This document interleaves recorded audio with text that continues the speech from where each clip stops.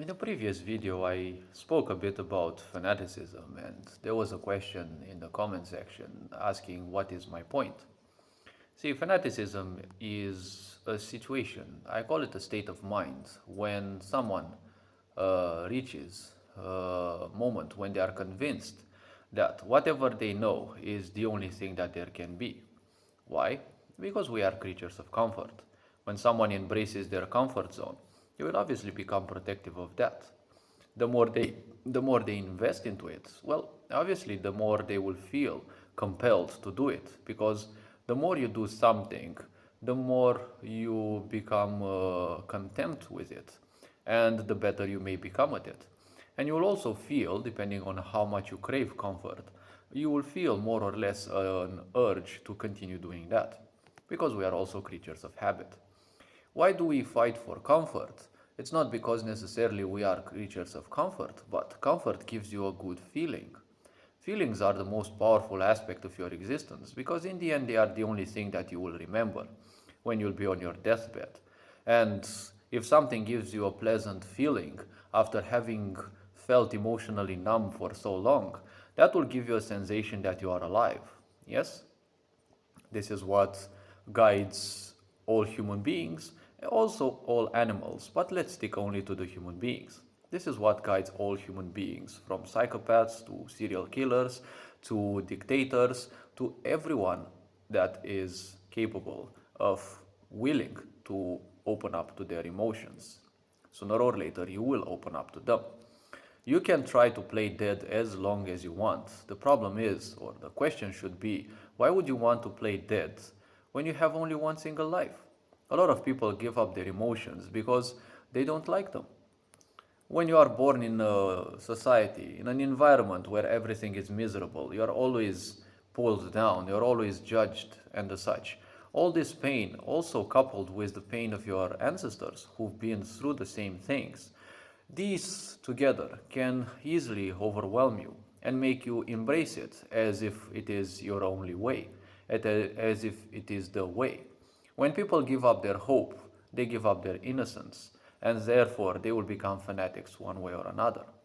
When people become inflicted with misery, when people suffer, what is the easiest way out? Well, making use of the mind, right?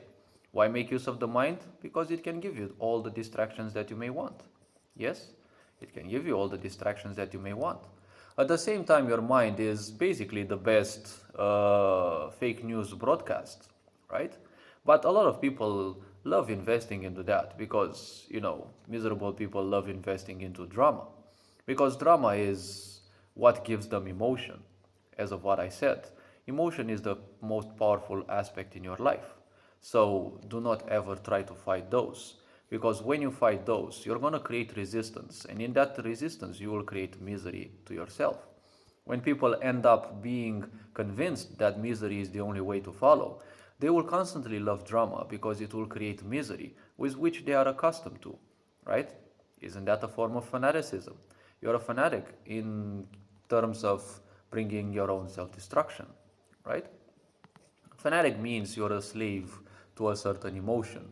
Whatever makes you feel good matters more or less. But ultimately, to a fanatic, it means one thing: you must acquire that emotion at any given cost, at any given time when you are required that. Typically, miserable people are all about some sort of control. They either like overpowering their victims or outwitting their opposition or any sort of action which will result in them feeling good. Yes, some people simply love seeing you being torn down by your own emotions, right? Because people like these, some of them end up being as narcissists, which is the epitome of fanaticism in a certain way. Because narcissists, they can't ever give up their own ideas if they cross a certain threshold. Some of them are aware that they are narcissists, some go even beyond. Those who go beyond are definitely fanatics. So a fanatic is not just a social one or a religious one or whatever. Fanatic means you're obsessed with a certain idea, a certain action or something that is giving you a pleasant emotion. Just like some people find, comfort in being a masochist, or some people find comfort in being a sadist. All of these are nothing else but a representation of having lacks. And when people don't know much about life, they will obviously love creating as much as possible of a classification, right? They love classifying things because now instead of knowing one thing, which was real, aka fanaticism, they have classifications of it, which is nothing else but false prisms of the real single prism. You only need fanaticism. Yes, you don't need social fanaticism or whatever. There is only one single term. This clearly presents one thing. Those people have certain lacks. Those people don't like um, anything else but that which they deemed worthy of granting them that emotion which they crave. Why? Because they have been feeling alone, abandoned in this sick society of deviance. They felt that they weren't worthy of so many things. And suddenly, one thing gave them the sensation that they're worthy. One thing gave them the idea that, or the illusion that they are loved or appreciated at least. Because people who feel abandoned, they will obviously run away from innocence. They will obviously run away from the idea of love, the true love, not the synonyms of it. Because they are not willing to embrace it. Why? Because it reminds them of the innocence they gave up. Why? Because innocence is incompatible with fanaticism. Innocence is where it all starts. When you are pure, when you are in connection with creation, call it God, whatever, it matters not. When you are one with creation, like most, if not all children, well, that is one thing.